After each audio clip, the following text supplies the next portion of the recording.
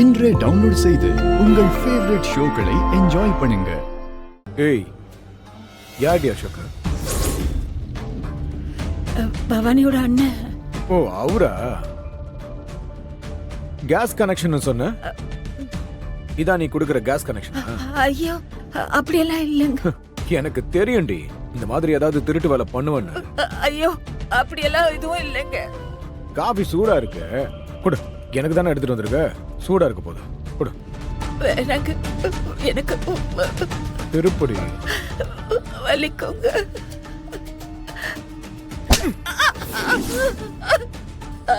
நேற்று நேற்று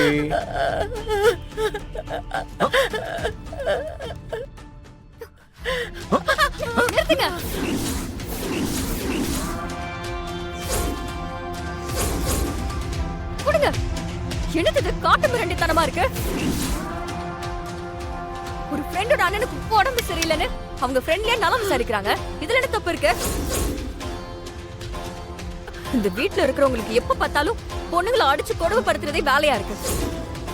இதெல்லாம் எவ்வளவு பெரிய தப்பு தெரியுமா? ஏய், இது எனக்கும் என் பொண்டாட்டிக்கு நடக்கிற பர்சனல் டீ. இதுல நீ கிராஸே பண்ணக்கூடாது. ஏன்னா நீ இந்த வீட்டோட வேலைக்காரி. ஞாபகம் வச்சுக்கோ. நீங்களே அப்படி நினைச்சா அதுக்கு நான் பொறுப்பாக முடியுமா? நான் ஒண்ணு வேலைக்காரி இல்ல. நீங்க பணம் தரேன்னு சொல்லி என்ன இப்ப வரைக்கும் ஏமாத்திக்கிட்டு இருக்கீங்க. நீங்க ஒவ்வொரு நாளும் பொண்ணுங்களை அடக்கி ஒடுக்கி ஏமாத்தி உங்க ஆம்பளை திமிர காட்டணும்னு நினைச்சா அவங்க எல்லாரும் ஒரு நாள் உங்களுக்கு எதிரா மொத்தமா திரும்பிடுவாங்க. அப்புறம் நீங்க தான் அசிங்கப்படணும், அவமானப்படணும். ஓ, நீ தான் இவ்வளவு சேர்த்து கெடுத்துக்கிட்டு இருக்கியா? உன்னை உதச்ச தாண்டி எல்லாம் சரியா வரும்.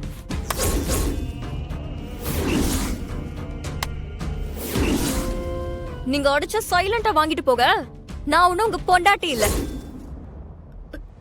நான் மட்டும் திருப்பி ஒரு அடி அடிச்சுன்னு வச்சுக்கோங்க, உங்க மானம் மரியாதை என்ன ஆகுன்னு யோசிச்சு பாருங்க.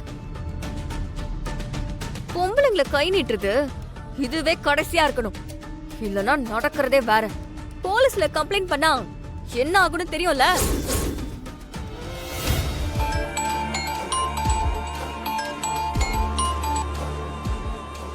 நான் ஃபைனான்சர் செல்வ கணபதி பேசுறேன். சார், தெரியும் சார். உங்க போனுக்காக தான் வெயிட் பண்ணிட்டு இருக்கேன். சார், இது நல்ல வீடு சார். நாங்க நல்லா மெயின்டைன் பண்ணி வச்சிருக்கோம். பெருசா ஆணி கூட எதுவும் அடிக்கலனா பாத்துக்கோங்களேன். நான் உங்க வீட்டை பார்த்தேன். வீடு நல்லா தான் இருக்கு. பாத்தீங்களா சார்? வீடு உங்களுக்கு பிடிச்சிருக்குல்ல?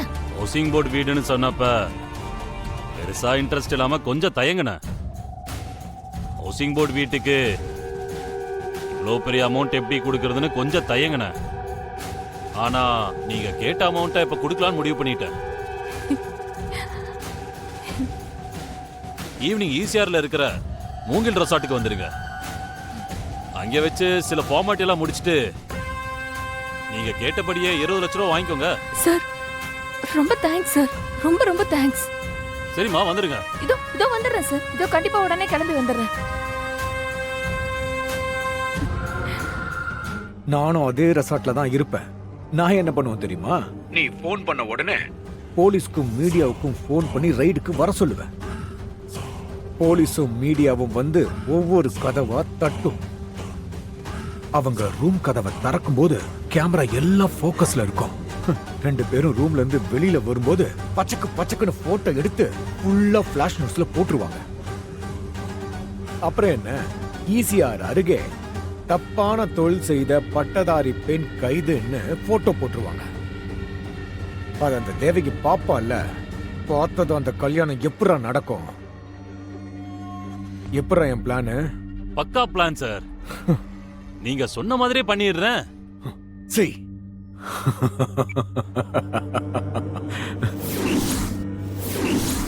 என் கைய பிடிக்கிற அளவுக்கு தைரியம் வந்துருச்சுல்ல? ஏ இந்து, என்ன தொட்டா உனக்கு என்ன ஆகும்னு தெரியணும்டி.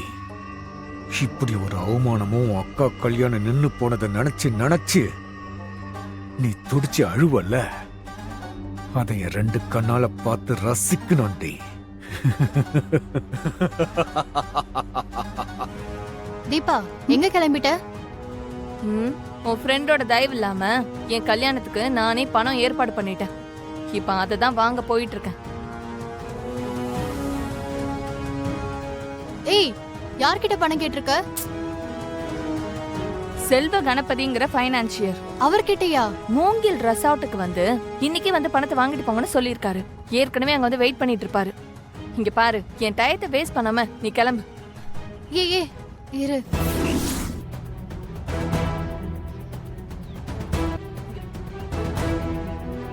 தீபா, ஒரு நிமிஷம் நான் சொல்றத கேளு. நீ பெரிய தப்பு பண்ற தீபா. அந்த ஃபைனான்சியர் பத்தி நான் நிறைய கேள்விப்பட்டிருக்கேன். அவன் அவ்வளவு நல்லவெல்லாம் கிடையாது, பக்கா ஃப்ராடா இருக்கான். நல்லவன் இல்லைன்னு சொல்லி என் பிளானை கெடுக்கலான்னு பாக்குறியா? ஏய், இத பாரு, அது மட்டும் நடக்கவே நடக்காது. இந்த ஏரியாவிலேயே அவர் தான் ரொம்ப பெரிய ஃபைனான்சியர். நான் நல்லா விசாரிச்சு பார்த்துட்டேன். என் கஷ்டத்தை புரிஞ்சுக்கிட்டு நான் கேட்ட அமௌண்ட்டை கொடுத்து ஹெல்ப் பண்றேன்னு சொல்லியிருக்காரு. நான் போய் பணத்தை வாங்கிட்டு வரேன். தீபா, நான் சொல்றத கேளு. அவனை நம்பிலாம் போவாத தீபா. இத பார், எல்லாம் எனக்கு தெரியும். நீ உன் வேலையை மட்டும் பாரு. ஏய். இப்பவே நான் மூங்கில் ரெசார்ட்டுக்கு போய் பணத்தை வாங்கிட்டு வந்து அத கார்த்திக் அம்மா கிட்ட கொடுத்து கல்யாணத்தை ஏற்பாடு பண்ண போறேன். நீ உன் ஃப்ரெண்டுக்கு ஃபோன் பண்ணி எனக்காக யாரும் கஷ்டப்பட வேண்டாம்னு சொல்லு.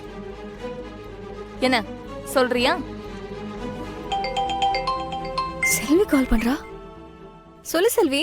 ஏய், தீபா உனக்கு ஃபோன் பண்ணாளா? இல்லையே. அன்னைக்கு மறு வீட்டுக்கு வந்திருந்தப்போவே 2 பேருக்கும் மிஸ் அண்டர்ஸ்டாண்டிங் ஆயிடுச்சு. அதுல இருந்து அக்கா பேசவே மாட்டேங்கிறா. நானும் 2-3 வாட்டி ஃபோன் பண்ணேன், அவ எடுக்கவே இல்லை. என்னாச்சு? அவ கல்யாணத்துக்கு பணம் தேவைப்படுதுல, அதை ஏற்பாடு பண்றதுக்காக ஒரு ஃபைனான்சியர் கிட்ட பேசிருக்கா. பணம் புரட்டுறாளா? எதுக்கு அவ இதெல்லாம் பண்ணிக்கிட்டு இருக்கா? நான் தான் பணத்துக்கு ஏற்பாடு பண்றேன்னு சொல்லியிருக்கேன்ல. இந்து, இப்ப அது முக்கியம் இல்ல. அவ பேசியிருக்க ஃபைனான்சியர் நல்லவனே கிடையாது, ரொம்ப தப்பானவனா இருக்கான். ஏற்கனவே இந்த மாதிரி அவன் கிட்ட காசு கேட்டு போன பொண்ணுங்க எல்லார்கிட்டயுமே அவன் தப்பு நடந்துக்க ட்ரை பண்ணிருக்கான். அந்த ஃபைனான்சியர் பேர் என்ன தெரியுமா? செல்வ கணபதி.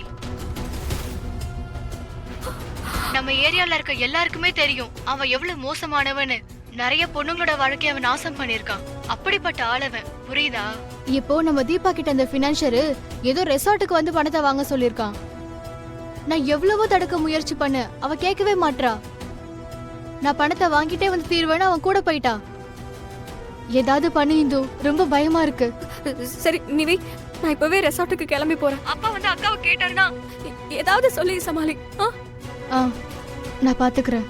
நான் வச்சிடுறேன்.